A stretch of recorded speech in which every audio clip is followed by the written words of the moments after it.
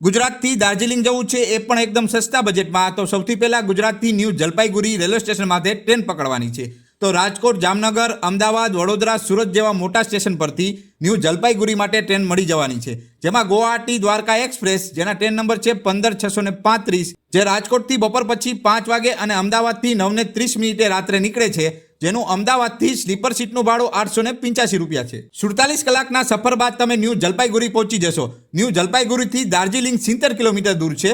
સ્ટેશનની બહારથી જ તમને દાર્જિલિંગ માટે શેરિંગ ટેક્સી, બસ અથવા તો ટેમ્પો મળી જવાનું છે, જેનું આવક જાવક ભાડું 300 થી 400 રૂપિયા થશે।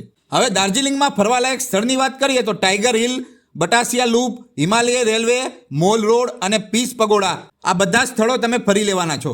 દાર્જિલિંગમાં રહેવા પ્લસ જમવાનો ખર્ચો એક દિવસનો 800 થી 1000 રૂપિયા થવાનો, એટલે ટ્રેન ટિકિટ, ટેક્સી ભાડું અને રહેવા પ્લસ જમવાનો ખર્ચો ગણીએ તો ટોટલ 6000 રૂપિયામાં દાર્જિલિંગ ફરીને આવી જવાના। તો આવી જ વધુ યાત્રાની માહિતી માટે અમારી ચેનલને લાઇક કરો, શેર કરો અને સબસ્ક્રાઇબ કરો।